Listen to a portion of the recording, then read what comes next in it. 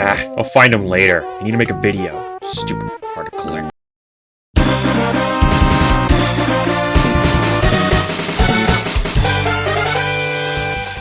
Sonic the Hedgehog was released in 1991 for the Sega Genesis and was created as both a response to Nintendo's Super Mario, but as a response to their former mascot Alex Kidd being the Mega Bloks to Nintendo's Legos. Designs were sent left and right, consisting of various flavors of furry, until they settled on a hedgehog. Initially, he was called Mr. Needlemouse, but I guess someone at Sega realized they wanted the game to not sit on shelves forever, so they called him Sonic instead, and soon the team got to work on their next big hit. On June 23, 1991, Sonic the Hedgehog was unveiled and spawned one of the most passionate fandoms on the planet. Seriously, everything we deem cringy about fandoms can be traced back to the Sonic fandom. You think Rick and Morty fans are too... I'm Tickle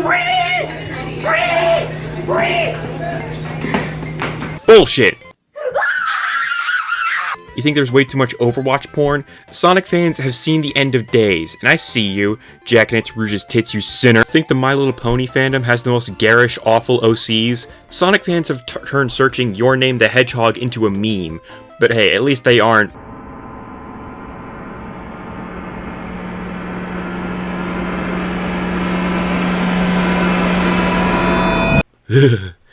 But it's okay, we have my Sonic OC here. Say hi, Ricky the Raccoon. Don't steal! I first played this game in the Sonic Mega Collection. My grandmother sent it over while our family lived in Germany, and I wasn't really good at any of these games at that time. And can you blame me? I was 4, leave me alone.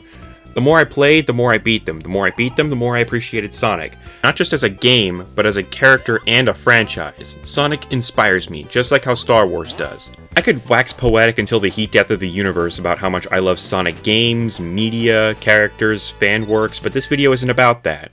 This video is about Sonic the Hedgehog 1. So anyway, let's get started. The plot is that Sonic, well known for his speed, finds that Dr. Ivo Robotnik has been kidnapping all of South Island's woodland creatures and turning them into badniks to do his bidding. His goal with this army? To seek out the 6 Chaos Emeralds and use them to take over the world. Aren't you going to go over how Sonic got his speed? No! I only have so much time, and I'm not recounting the plot from shit that isn't in the game or in the manual. Those stories were scrapped, so they're not canon. So now it's up to Sonic to save South Island from Dr. Robotnik by going through 6 zones and finding all 6 Chaos Emeralds, thwarting the bad doctor at the end. As far as what Sonic can do, he can certainly run faster than the average Bandicoot, Plumber, or Dragon, and is capable of only 3 things: running, jumping, and rolling into a ball when you press down on the D-pad. Sonic controls a lot looser than most other platformers, but it isn't Luigi from Lost Levels bad. Especially since Sonic runs so fast, it makes sense that he would have a harder time coming to a complete stop. That, and the levels are often spacious enough so Sonic doesn't often find himself careening off the platform like a blue dope. The only problem is that it's a little more obtuse trying to build up speed than I'd like, considering there is no spin dash, making running up slopes or more obnoxious than it needs to be. And don't give me the excuse that it wasn't designed around it.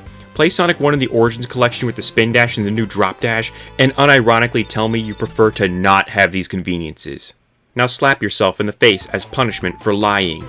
Now, Sonic's protection doesn't come from mushrooms or a dragonfly, rather it comes from the form of gold rings scattered throughout the stage, and on top of that, you can get a shield power-up. Speaking of, from these monitors, you can get 10 rings, temporary invincibility, as well as speed shoes, which never made sense to me because it's like giving Superman eagle wings. The point of Sonic is to already go fast. Graphics-wise, after the first zone, it doesn't really get colorful, and the palettes they use afterward aren't that amazing, but they're not ugly looking, so I guess I'll let it slide. I like the designs of the badniks in the backgrounds, but Sonic's shade of blue never really jived with me. In fact, the whole game just feels a tad less vibrant than it should be, and I have a love-hate relationship with the Times New Roman font for the zone introductions. And the soundtrack is pretty good as far as Sonic music goes. Funnily enough, my least favorite stage theme is Green Hill Zone, but that's only because I've heard it so many times it's just not impressive to me anymore. Although you can bump Starlight Zone and Scrapbrain Zone's theme anytime. Like I said before, as Sonic, it's up to you to venture through 6 zones with 3 acts apiece and fight a boss at the end of each zone, plus the final zone. So in total, that's 19 levels, and we're doing them all. Green Hill Zone. We start off strong with this one. Lots of speed, lots of space to run around. It's a perfect intro stage. The music is so good and the graphics here are at its strongest with how colorful and fast the zone is. This zone is iconic and overused for a reason. when the boss, while challenging, is still memorable. And we immediately kill that speed with Marble Zone. Seriously, this zone sucks. Most of it is spent underground with this purple and puke green mess where you spend significantly longer time than necessary riding these slow blocks on slow magma, and the boss of this stage sucks as well. Springyard Zone. And we pick back up on the speed of Marble Zone. Not as fast as Green Hill, but it's a step in the right direction. As much as I love the music and how much faster it is than Marble Zone, whoever thought it was a good idea to make these block elevator shafts as slow as they are is a poopy head. Also, this boss can sit on a broken bottle and twist. Labyrinth Zone.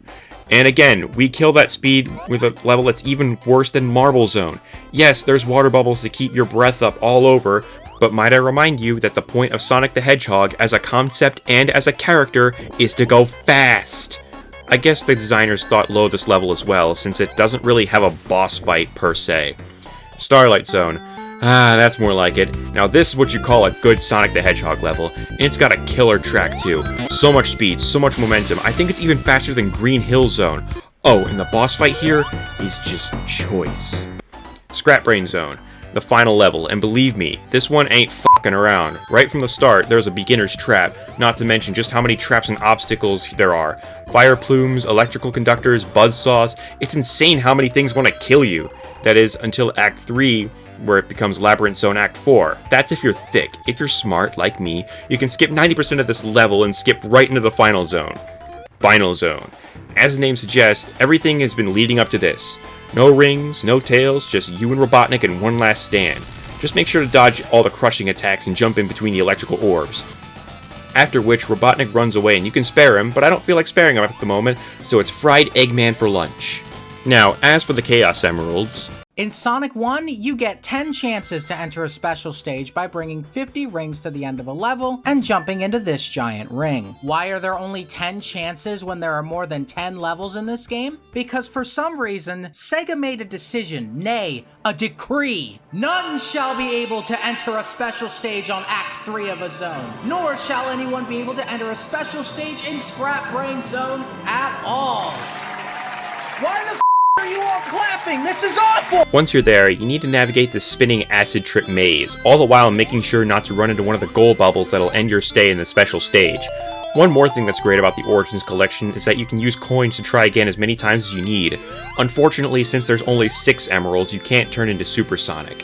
Now, since Sonic was made to directly compete with Super Mario, the question remains, does it? Well, compared to Super Mario Bros. 1, Sonic runs circles around Mario's first outing, but saying that almost feels like cheating since Sonic came out 6 years after Super Mario Bros. Did. When compared to Super Mario World, however, Sonic 1 ranks leagues below Super Mario World, when you take into account that Super Mario World has more than twice as many stages and absolutely no Labyrinth Zone. Even still, this game is the first in the series, and hot damn does it feel like it. So much jank, so much missed potential, but I do recommend it nonetheless. It is still a good game. With all that said, this game gets a coffee out of 10. A nice sugar rush with that inevitable crash. I do still recommend Sonic 1, but I will recommend the Origins version over the original. It has everything the original has, but better quality of life features that make it the definitive version of Sonic the Hedgehog. Sonic the Hedgehog sparked one of the most impactful and passionate franchises in fandoms. There are many bad apples in this fandom, but despite this, Sonic the Hedgehog community is one I am glad to be a part of. After all, no fandom is perfect, crazy people exist in all fandoms, and it's not like they're bad. Hello, folks! Well, and now for something completely different. Electric Hedgehog Power! Pew! Alright, that's it.